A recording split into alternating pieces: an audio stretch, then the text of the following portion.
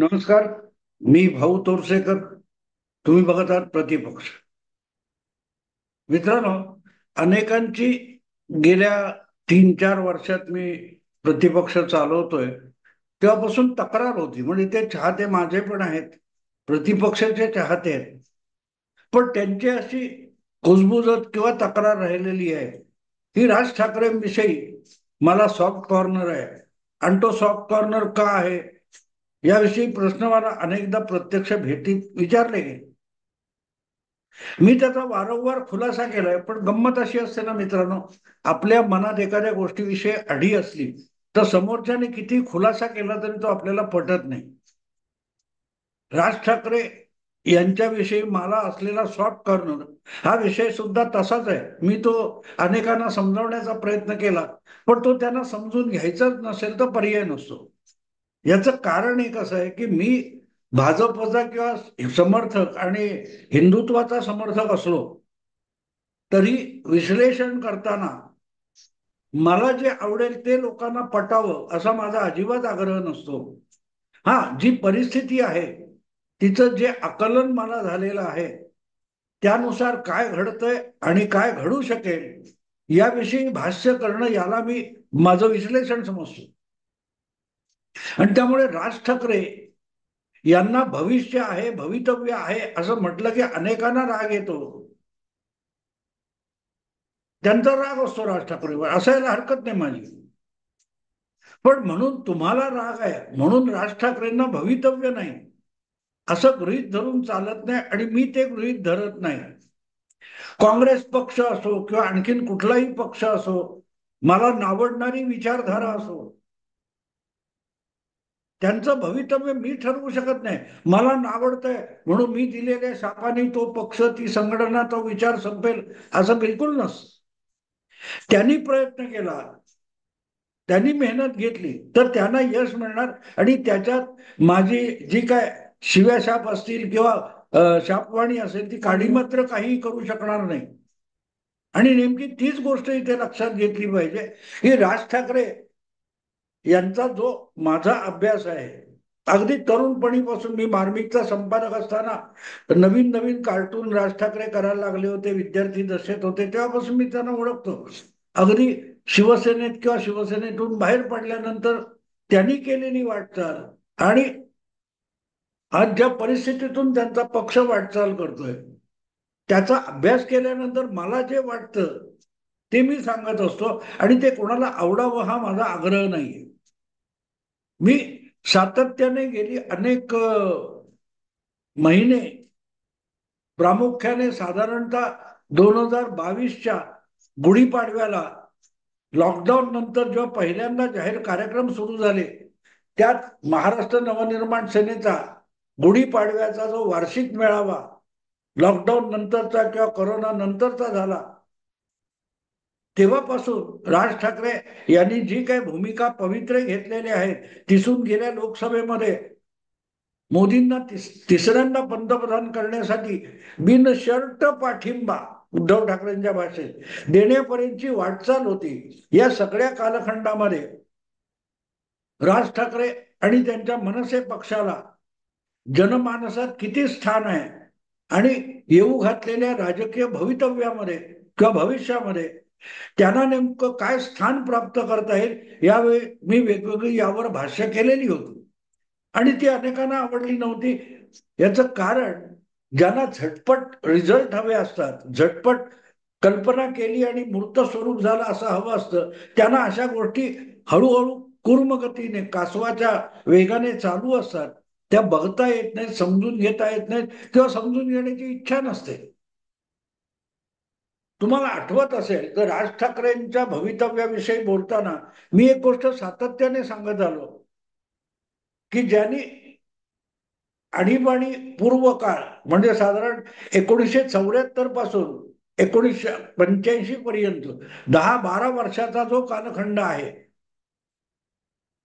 तो बघितला असेल, समजून घेतला असेल राजकारणातला, तर त्यांना राज ठाकरे हे नेमके बाळासाहेब ठाकरे हे आपल्या चुलत्याच्या दिशेने किंवा चुलत्याच्या पावलावर पाऊल टाकून चालत आहेत हे लक्षात येऊ शकतं. आणि म्हणूनच ज्या पद्धतीत त्या 10-12 वर्षामध्ये 1974 ते 1985-86 पर्यंत शिवसेना संपली असे दावे केले जात होते आणि शिवसेनेला भविष्य आहे असं म्हटल्यानंतर सुद्धा खिल्ली उडवली जात होती. ती शिवसेना ही त्याच खिल्ली उडवणाऱ्या सोकॉल्ड पुरोगामी आणि बुद्धिजीवी पत्रकारांची आज कौतुकाची विषय झालेली आहे. हे मी मुद्दाम सांगतोय मित्र, मुद्दाम सांगतोय. ती शिवसेना, त्यातून बाळासाहेबांनी केलेली वाटचाल किंवा निर्माण झालेली परिस्थिती, याचा बाळासाहेबांनी उठवलेला फायदा, यातून आजची शिवसेना किंवा उद्धव ठाकरेंच्या हाती आलेली शिवसेना ही नंतरची आहे. आणि नेमक्या त्याच परिस्थितीतून मोदी युग सुरू झाल्यानंतर 2014 नंतर जर राज ठाकरे जात असतील तर त्याकडे सुद्धा मी काही साम्य किंवा साधर्म्य आहे का म्हणूनच बघत असतो. आणि तुम्हाला आठवत असेल की ही तुलना मी सातत्याने राज ठाकरे विषयी बोलताना केलेली आहे. 75 ते 85 चे बाळासाहेब आणि 14 पासून 24 पर्यंतचे राज ठाकरे, शिवसेना आणि मनसे, अशी तुलना मी सतत करत होतो. आणि त्या प्रत्येक वेळेला मी एक गोष्ट अगत्याने सांगितली की सगळ्यांना शिवसेना संपली वाटत होती. अशा वेळेला एक संधी बाळासाहेबांना मिळाली. 1986 मध्ये पुलोद सारखा जो एक काँग्रेस विरोधातला एक मोठा आघाडीसारखा मोर्चा गट तयार शरद पवारांनी केला. तो शरद पवारांनी सत्तेच्या मोहापायी ऑक्टोबर 1986 मध्ये मोडीत काढला आणि विरोधी राजकीय नेतृत्वामध्ये एक पोकळी निर्माण झाली. आपापल्या भावना जाहीरपणे बोलून न दाखवणारा असा एक अस्वस्थ वर्ग समाजात असतो.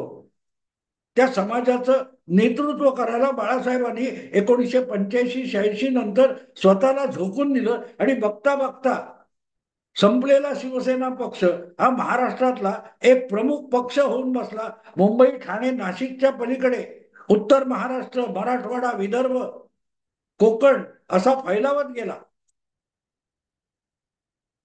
ती पोकळी जी बाळासाहेबांना सापडली तोपर्यंत बाळासाहेब प्रतीक्षा करत होते. आणि हे सगळं मी अगत्याने आणि हट्टाने एवढ्यासाठी सांगतो की ज्या वेळेला मुंबई महापालिकेपुरती शिवसेना मर्यादित होती आणि मुंबई महापालिका एक हाती 1985 मध्ये बाळासाहेबांनी शिवसेनेने जिंकली, त्यानंतर मार्मिक नव्या स्वरूपात एक व्यावसायिक स्वरूपात चालवायचा म्हणून जे बदल करण्यात आले, तेव्हा एक व्यावसायिक पत्रकार म्हणून मला मार्मिकचा कार्यकारी संपादक करण्यात आलं होतं. त्यामुळे ह्या घडामोडी, या घटना मला जवळून बघता आल्या. आणि शिवसेना हा महाराष्ट्राच्या राजकीय क्षितिजावर उगवलेला एक नवा तारा आहे. तो महाराष्ट्राच्या राजकारणात प्रदीर्घकालीन परिणाम करू शकतो असं मी त्या काळात मार्मिक मधून लिहित होतो तेव्हा माझ्या पत्रकारितेतल्या अनेक सहकाऱ्यांनी माझी खिल्ली उडवलेली आहे. त्यांना मला नोकरी मिळाली म्हणून बाळासाहेबांविषयी, शिवसेनेविषयी सॉफ्ट कॉर्नर आहे असं माझी खिल्ली उडवली जायची. याचं कारण विद्यार्थी दशेमध्ये, तरुण काळामध्ये मी पुरोगामी चळवळीतून आलेलो होतो, विद्यार्थी चळवळीतून आलेलो होतो. जनता पक्षाच्या घडणीमध्ये किंवा आणीबाणी विरोधातल्या सगळ्या घडामोडींमध्ये मी सहभागी होतो. त्यामुळे माझ्याविषयी जी एक पुरोगामी प्रतिमा होती तो मी बाळासाहेबांच्या शिवसेनेत प्रादेशिक पक्षाच्या मुखपत्राचा संपादक, कार्यकारी संपादक झालो तर तो राग होता. पण माझं आकलन चुकीचं आहे हे कोणीही वस्तुस्थितीला धरून सांगू शकत नव्हता. कारण मी शिवसेना भवन मध्ये जिथे मार्मिकचं कार्यालय होतं तिथे बसून जे काय बघत होतो ते मला दिसत होतं, ते इतरांना दिसत नव्हतं किंवा दिसत असेल तर बघता येत नव्हतं. सांगायचा मुद्दा असा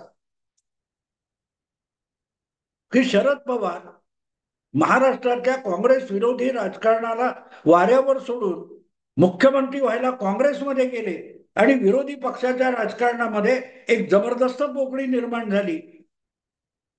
ती भरून काढायला पवारांसारखा एक राज्यव्यापी प्रतिमा चेहरा असलेला आणि संघटना भले नसेल तरी तितक्या आक्रमकतेने महाराष्ट्राच्या कानाकोपऱ्यात पोहोचू शकणारा नेता हवा अशी पोकळी निर्माण झाली होती.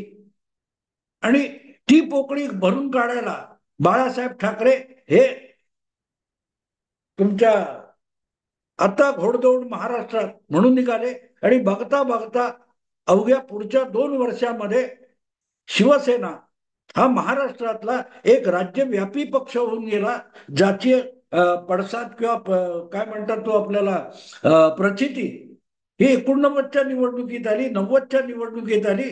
शिवसेना हा काँग्रेस नंतर 2 नंबरचा पक्ष म्हणून महाराष्ट्राच्या विधानसभेत निवडून आला. कारण ती जागा, ती जी विरोधी पक्षाची जागा होती ती रिकामी झाली होती आणि ती राज ठाकरे आपला बाळासाहेब ठाकरे यांनी व्यापली होती. आणि अशी जागा आहे, असा मतदार आहे, याची गंधवार्ता सुद्धा महाराष्ट्रातल्या काँग्रेस विरोधी पक्ष म्हणजे अगदी भाजप पासून तुमच्या शेतकरी कामगार पक्ष, कम्युनिस्ट पक्ष, जनता दल, जनता पक्ष यापैकी कोणालाही याची कल्पना नव्हती की शिवसेना जी जागा व्यापत चालली आहे तो आपल्यावर रुष्ट झालेला, रागावलेला असा मतदार आहे जो सुप्त असतो पण वेळ आली की मुसंडी मारून बाहेर येतो. आणि तो मुसंडी मारून बाहेर येणारा जो मतदार होता तो हिंदुत्ववादी होता. शिवसेनेने भाजपच्या आधी हिंदुत्वाची भूमिका घेतली आणि बघता बघता महाराष्ट्रात हिंदुत्वाचा इतका फैलाव व्हायला लागला की मुंडे महाजन यांनी पवारांची साथ सोडून, पुलोदची साथ सोडून 87-88 मध्ये शिवसेनेबरोबर युती करायचा ऍडव्हान्स निर्णय घेतला. कारण मुंडे महाजन यांच्यासारख्या जमिनी नेत्यांना, कार्यकर्त्यांना महाराष्ट्रातला हा बदल कळत होता. पुरोगामी महाराष्ट्र मागे पडून हिंदुत्ववादी महाराष्ट्र असं एक चित्र तयार होत आहे, त्याचा फायदा त्यांनी घेतला. मुद्दा असा की ती पोकळी तयार झाली, त्या पोकळीत बाळासाहेब गेले, ती पोकळी, तो स्पेस त्यांनी काबीज केला आणि त्याचा फायदा त्यांना मिळाला. आणि बघता बघता 75, 77, 80 मध्ये संपली म्हटली जाणारी शिवसेना अगदी 84 मध्ये कसा बसा एक छगन भुजबळ निवडून आला. 80च्या विधानसभा निवडणुका लढवल्या नाहीत, इतक्या डबघाईला गेलेली शिवसेना ही 85ला महापालिका जिंकते आणि 89 मध्ये, 90 मध्ये महाराष्ट्रात 2 नंबरचा राजकीय पक्ष बनते. हा इतका फरक निर्माण झाला. तो बाळासाहेबांचा करिश्मा आणि कर्तृत्व होतं, त्याचबरोबर राजकीय परिस्थिती होती.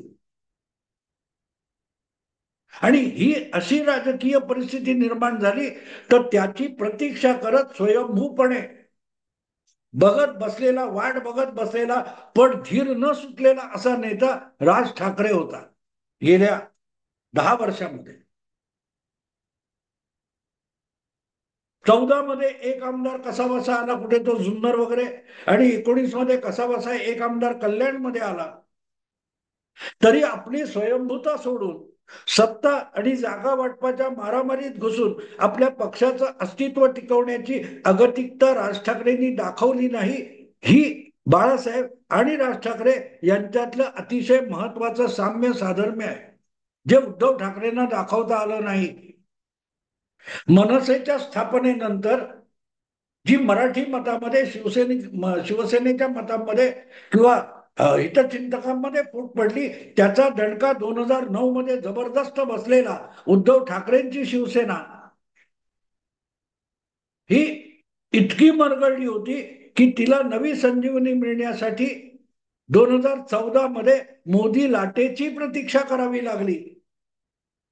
आज जी उद्धव ठाकरे बोलतायत की मोदीच्या विरोधात, पण तुमचा पुनरुद्धार नरेंद्र मोदी यांच्या लोकप्रियतेने केला हे विसरू नका.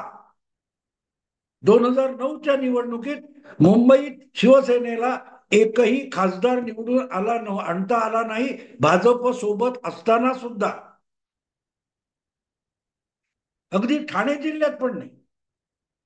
मग 14 मध्ये काय चमत्कार घडला? उद्धव ठाकरेंचा चेहरा बिलकुल नाही. नरेंद्र मोदींची देशभर जी लोकप्रियतेची लाट आली, त्याचा फायदा घेऊन उद्धव ठाकरेंचं पुनरुज्जीवन झालं. पण त्याही काळात आणि या सगळ्या प्रतिकूल काळात 10-12 वर्षात राज ठाकरे यांनी बाळासाहेबांप्रमाणे आपल्या चुलत्याप्रमाणे स्वयंभू राहण्याचा प्रयत्न केला. आणि ती पोकळी ज्यांना आत्ता मिळालेली आहे ती आरक्षित जागा नव्याने आपल्या पायावर राज्यव्यापी पक्ष म्हणून उभं राहायचं, ही संधी इतक्या प्रतीक्षेनंतर राज ठाकरे यांच्याकडे चालत आली आहे. आणि राज ठाकरे यांनी ती आपल्यासाठी असलेली जागा हेरली आहे, असं माझं आज मत आहे. गेल्या काही महिन्यांपासून किंवा वर्षभर मराठा आरक्षण, ओबी आरक्षणाचं संरक्षण आणि जो काय आरक्षणावरून जातीवरून हलकल्लोळ चालू आहे, या हलकल्लोळामध्ये लोक कमालीचे विचलित झालेत. आणि कुठलाही प्रस्थापित राजकीय पक्ष त्याविषयी कसलीही ठाम भूमिका घेण्याच्या मनस्थितीत नाहीये. जसं 1984, 85, 88 पर्यंत भाजप सारखा पक्ष सुद्धा उघडपणे हिंदुत्ववादी म्हणून घ्यायला तयार नव्हता. पार्ला ही जी निवडणूक झाली 87-88 मध्ये, तेव्हा हिंदुत्वासाठी रमेश प्रभू हा उमेदवार बाळासाहेबांनी उभा केला आणि त्या उमेदवाराला पाठिंबा द्यायला भाजप समोर आला नाही. भाजपने जनता दलाच्या प्राणलाल बोरा यांना पाठिंबा देऊन हिंदुत्वाला विरोध केला होता. सांगायचा मुद्दा असा की हिंदुत्वाच्या मानसिकतेमध्ये महाराष्ट्रातला मोठा समाज, मोठी लोकसंख्या गेली आहे, हे ओळखणारा एकच नेता होता, त्याचं नाव होतं बाळासाहेब ठाकरे. हा मतदार रस्त्यावरून आम्हाला हिंदुत्व पाहिजे, भारत हे हिंदू राष्ट्र आहे असा ओरडत नव्हता. पण ती सुप्त भावना, ज्याला अंडर करंट म्हणतात इंग्लिशमध्ये, ती बाळासाहेबांनी ओळखली होती. आणि खुलेआम आम्हाला हिंदुत्वाची मतं पाहिजेत, मुस्लिमांनी आम्हाला मतं दिली नाही तरी चालतील, अशी कडवी भूमिका घेऊन बाळासाहेब उभे राहिले. आणि त्याचा परिपाक आपण पुढल्या कालखंडामध्ये बघितला. आज नेमकी तशीच अवस्था आरक्षण, जातीय आरक्षण याविषयी महाराष्ट्राच्या जनमानसामध्ये लोक विटलेली आणि कंटाळलेली आहेत. या आरक्षणाच्या मागण्यांना, जातीय विद्वेषाला आणि जातीय भेदभावांना मोठ्या संख्येने असा वर्ग आहे की जो कुठल्याही आरक्षणाला आता कंटाळलेला आहे. की कुठल्याही एका समाज घटकाला जेव्हा आरक्षण मिळतं तेव्हा उर्वरित सामाजिक घटकांना, जाती घटकांना त्यामुळे आपल्यावर अन्याय झाल्यासारखा वाटतो. आणि त्यामुळे महाराष्ट्राच्या किंवा देशाच्या हिंदू समाजातल्या विविध समाज घटकांना आरक्षण हा आपल्यावर अन्याय असा वाटायला लागतो. पण राजकीय नेत्यांनी, सामाजिक नेत्यांनी आपापल्या मतलबासाठी आरक्षण हा फुटबॉल करून टाकलेला आहे. आणि त्याला बहुसंख्य सगळ्या जाती समाज घटकातले लोक कंटाळलेले आहेत. ही संख्या फार 80% 90% असं मी म्हणणार नाही, पण सर्वसाधारणपणे हिंदू समाजामध्ये आरक्षणाचा कुठलाही फायदा दलितांपासून ओबीसी पर्यंत आणि इतर जाती समाज घटकांना आरक्षणामुळे खरोखरच त्यांचं कल्याण झालं, हित साधलं गेलं असं वाटत नाही. ही जी धारणा आहे, ही धारणा सुप्तावस्थेत आहे आणि तिला आवाज फोडणारा कोणतरी नेता आज नाहीये. मग तो ओबीसीतला असो, मराठ्यातला असो, कुठल्याही जातीतला असो. ती जागा उद्धव ठाकरे यांनी राज ठाकरे यांनी पकडली असं मला वाटतं. काल परवा अचानक कुठेतरी मराठवाड्यात दौऱ्यावर असताना राज ठाकरे यांनी जे वक्तव्य केलेलं आहे की महाराष्ट्राला आरक्षणाची गरज नाही, ही सुप्तावस्थेतल्या एका डोकऱ्या जखमेवर ठेवलेलं बोट आहे. सगळ्या समाजातले एक लहान मोठा गट असा आहे की ज्याला बस झाला आरक्षणाचा तमाशा असं वाटतं, आणि आरक्षण संपून टाका, जातीनिहाय आरक्षण संपून टाका, जे काय असेल ते आर्थिक स्तरावर आणा, ज्याच्याकडे जी आर्थिक स्तर असेल त्याप्रमाणे त्याला फायदे मिळू देत, असं वाटणारा जो समाज घटक आहे त्याला नेता नव्हता. तुमच्यासाठी मी नेता आहे असंच राज ठाकरे यांनी या एका वाक्यातून सांगितलेलं आहे. राज ठाकरेंना आगामी राजकारणामध्ये नेमकं स्थान काय महाराष्ट्राच्या, ती जागा त्यांनी शोधली आणि पकडली आहे असं मला वाटतं. हवेत बोलताना राज ठाकरेंनी महाराष्ट्राला आरक्षणाची गरज नाही असं म्हटलेलं नाही. त्यांनी ती जागा हेरली आहे, शोधली आहे, पकडली आहे. आता फक्त जागा व्यापणं एवढा विषय आहे. आणि मला असं वाटतं की जसं 85 ते 90 या कालखंडामध्ये हिंदुत्वाचा नेता म्हणून बाळासाहेबांचा उदय झाला, तसा आरक्षणाला कंटाळलेल्या देशभरच्या सामान्य माणसातील जनभावनेचा नेता होण्याचा पवित्रा राज ठाकरेंनी घेतलाय असं मला वाटतं. अधिक यावर मी नंतर बोलणार आहे. आत्ता इथेच थांबतो, वेळ खूप झालाय. आवडलं लाईक करा, शेअर करा, सबस्क्राईब करा. नमस्कार.